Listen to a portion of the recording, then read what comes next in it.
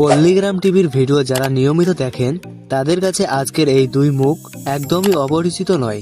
একজন তার ইমোশনাল এবং শিক্ষামূলক অভিনয় দিয়ে দর্শকদের মন জয় করেছেন, অন্যজন রোমান্টিক এবং কমেডি চরিত্রে নিজের আলাদা পরিচয় তৈরি করেছেন।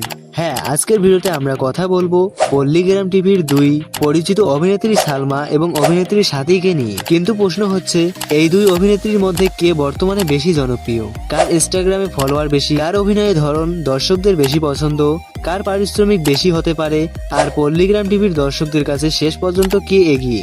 আজকের ভিডিওতে আমরা একে একে সবকিছুই জানবো। তবে ভিডিওর শেষের অংশটা একদম মিস করবেন না, কারণ শেষেই আমরা দুজনের তথ্য একসঙ্গে মিলিয়ে দেখব এবং আপনাদের কাছেই জানতে চাইবো আপনার কাছে সালমা নাকি সাথী কে সেরা। চলুন তাহলে শুরু করা যাক আজকের বিশেষ তুলনা। প্রথমেই অভিনেত্রী সালমা। পল্লীগ্রাম টিভির ভিডিওতে যারা নিয়মিত অভিনয় করেন তাদের মধ্যে সালমা বর্তমানে একটি পরিচিত মুখ। অল্প সময়ের মধ্যে তিনি নিজের অভিনয়ের মাধ্যমে দর্শকদের নজরে আসতে পেরেছেন।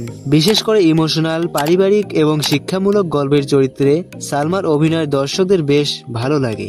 কোনো গল্পে যখন আবেগের মুহূর্ত আসে, কোনো চরিত্রকে নিয়ে গুরুত্বপূর্ণ বার্তা দেওয়া হয়, অথবা গল্পে পারিবারিক কোনো সমস্যা সামনে আসে, সেই ধরনের চরিত্রে সালমাকে বেশ মানিয়ে নিতে দেখা যায়। আর এই কারণেই পল্লীগ্রাম টিভির দর্শকদের মধ্যে তার একটা আলাদা পরিচিত তৈরি হয়েছে।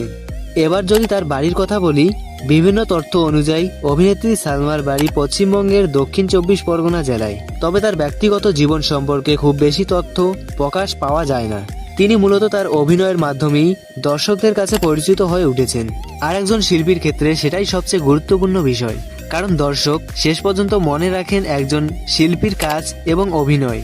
তোমাদের দেওয়া তথ্য অনুযায়ী অভিনেত্রী সালমা মুসলিম ধর্মাবলম্বী।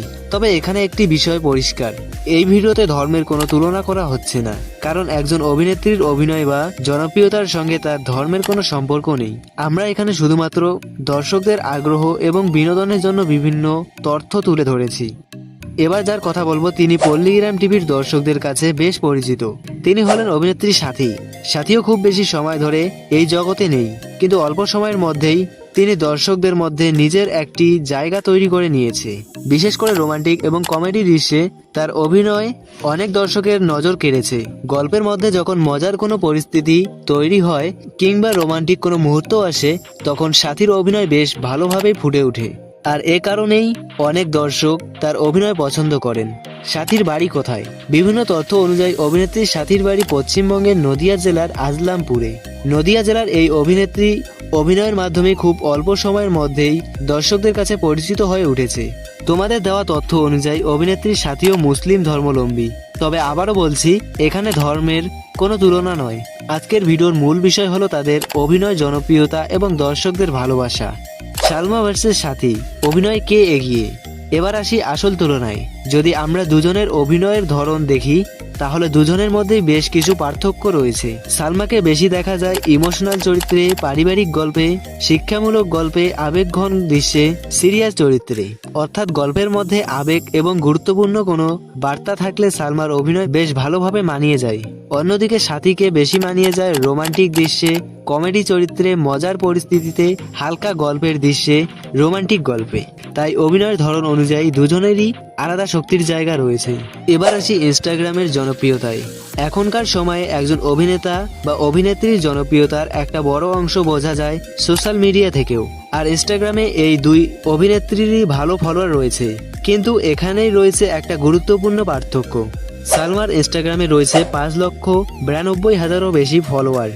অর্থাৎ ইনস্টাগ্রামে তার একটি বড় ফ্যানবেস রয়েছে। প্রায় 6 লাখের কাছাকাছি মানুষ তাকে ইনস্টাগ্রামে অনুসরণ করেছেন, যা নিঃসন্দেহে একটি বড় সংখ্যা। অন্যদিকে তোমাদের দেওয়া তথ্য অনুযায়ী সাথীর ইনস্টাগ্রামে বর্তমানে রয়েছে 3,57,000-এরও বেশি ফলোয়ার। অর্থাৎ সাথীরও ইনস্টাগ্রামে একটি শক্তিশালী দর্শক গ্রন্থি রয়েছে। তবে শুধু ইনস্টাগ্রাম ফলোয়ার সংখ্যা তুলনা করলে এই মুহূর্তে সালমা এগিয়ে। তবে একটা কথা মনে রাখা জরুরি, ফলোয়ার বেশি মানেই অভিনয় ভালো এমনটা কখনোই বলা যায় না, কারণ জনপ্রিয়তা অনেক বিষয়ের উপর নির্ভর করে। এবার যে বিষয়টা নিয়ে দর্শকদের সবচেয়ে বেশি কৌতূহল, এবার আসি তাদের পারিশ্রমিকের বিষয়ে। পল্লীগ্রাম টিভির একটি ভিডিওতে অভিনয় করলে সালমা এবং সাথী আনুমানিক কত টাকা পেতে পারেন? এই বিষয়টি নিয়ে সোশ্যাল মিডিয়ায় বিভিন্ন ধরনের তথ্য দেওয়া যায়। তবে এখানে একটি গুরুত্বপূর্ণ সতর্কতা রয়েছে। এই পারিশ্রমিকের তথ্য সালমা বা সাথীর নিজেদের মুখ থেকে নিশ্চিত করা নয়। এগুলো বিভিন্ন সোশ্যাল মিডিয়া এবং অন্যান্য সূত্রে প্রচালিত তথ্য, তাই এটি অফিসিয়াল বেতন হিসেবে ধরে নেওয়া উচিত নয়। বিভিন্ন সোশ্যাল মিডিয়া সূত্রে প্রচারিত তথ্য অনুযায়ী সালমা একটি ভিডিওতে অভিনয় করার জন্য আনুমানিক 12 থেকে 15,000 টাকা পেয়ে থাকেন বলে জানা যায়। তবে এই তথ্য নিশ্চিত নয়। তার প্রকৃত পারিশ্রমিক ভিডিও, চরিত্র, শুটিং এবং অন্যান্য বিষয়ের উপর নির্ভর করে ভিন্ন হতে পারে, তাই এই সংখ্যাটিকে শুধুমাত্র আনুমানিক তথ্য হিসেবেই দেখবেন। অন্যদিকে বিভিন্ন সোশ্যাল মিডিয়া সূত্রে প্রচালিত তথ্য অনুযায়ী সাথী একটি ভিডিওতে অভিনয় করার জন্য আনুমানিক 11,000 থেকে 14,000 টাকা পেতে পারেন বলে জানা যায়। তবে এখানেও একই কথা, এটি কোনো অফিসিয়াল তথ্য নয়। সাথী বা পল্লীগ্রাম টিভির পক্ষ থেকে এই অঙ্ক নিশ্চিত করা হয়েছে এমন তথ্য আমাদের কাছে নেই। এবার হিসাবটা একবার দেখি। এখন পর্যন্ত আমরা যা জানলাম, অভিনয়ের ধরন, সালমা ইমোশনাল ও শিক্ষামূলক চরিত্রে ভালো, সাথী রোমান্টিক ও কমেডি চরিত্রে ভালো। ইনস্টাগ্রাম, সালমা 5,92,000-এর মতো ফলোয়ার, সাথী 3,57,000-এর মতো ফলোয়ার। আনুমানিক পারিশ্রমিক, সালমা 12 থেকে 15,000 টাকা, সাথী 11 থেকে 14,000 টাকা। তবে পারিশ্রমিকের তথ্যগুলো নিশ্চিত অফিসিয়াল তথ্য নয়, এটা অবশ্যই মনে রাখবেন। কিন্তু আসল প্রশ্ন, কে সেরা? এখন যদি আমাকে জিজ্ঞেস করেন সালমা নাকি সাথী, তাহলে এক কথায় উত্তর দেওয়া কঠিন, কারণ দুজনের অভিনয়ের ধরন আলাদা। আপনি যদি ইমোশনাল গল্প পছন্দ করেন তাহলে আপনার কাছে সালমা বেশি ভালো লাগতে পারে। আপনি যদি রোমান্টিক এবং কমেডি গল্প পছন্দ করেন তাহলে আপনার কাছে সাথী বেশি ভালো লাগতে পারে। অর্থাৎ সালমার নিজস্ব জায়গা আছে, আবার সাথীরও নিজস্ব জায়গা রয়েছে। আর এই কারণেই দুজনকে সরাসরি একজনকে হারিয়ে অন্যজনকে বিজয়ী বলা ঠিক হবে না। অল্প সময়ে দর্শকদের ভালোবাসা। সবচেয়ে গুরুত্বপূর্ণ বিষয় হলো সালমা এবং সাথী দুজনেই তুলনামূলকভাবে অল্প সময়ের মধ্যে পল্লীগ্রাম টিভির দর্শকদের মধ্যে পরিচিত হয়ে উঠেছেন। একজন শিল্পীর জন্য দর্শকদের ভালোবাসা পাওয়ায় সবচেয়ে বড় অর্জনগুলোর একটি, কারণ সোশ্যাল মিডিয়ায় হাজার হাজার মানুষ ভিডিও দেখলেও দর্শকের মনে জায়গা করে নেওয়া সহজ নয়। আর এই দুই অভিনেত্রী সেটাই করতে পেরেছেন। আগামী দিনে ভালো গল্পে অভিনয় করেন, নতুন নতুন চরিত্রে নিজেদের তুলে ধরেন, দর্শকদের পছন্দের মতো কাজ করতে থাকেন, তাহলে তাদের জনপ্রিয়তা আরো বাড়তে পারে। হয়তো ভবিষ্যতে আমরা তাদের আরো বড় এবং গুরুত্বপূর্ণ চরিত্রে দেখতে পাবো। আর তখন আজকের এই তুলনাটাও হয়তো আরো বড় হয়ে যাবে। এবার সিদ্ধান্ত আপনাদের। এতক্ষণ আমরা নিজেদের মতো করে বিভিন্ন তথ্য বিশ্লেষণ করলাম, কিন্তু শেষ সিদ্ধান্ত আপনাদের। আপনার কাছে সালমা নাকি সাথী? কমেন্টে শুধু নাম লিখে জানিয়ে দিন। সালমা হলে সালমা লিখে এই লাল ইমোজিটি দিয়ে দাও, এবং সাথী হলে সাথী লিখে এই আগুনের ইমোজিটি দিয়ে দাও। আর চাইলে কমেন্টে এটাও জানাতে পারেন সালমার কোন ভিডিও বা চরিত্র আপনার সবচেয়ে ভালো লাগে, অথবা সাথীর কোন ভিডিও বা অভিনয় আপনার সবচেয়ে ভালো লাগে। আপনাদের কমেন্ট থেকেই আমরা বুঝতে পারবো দর্শকদের আসল পছন্দ কি।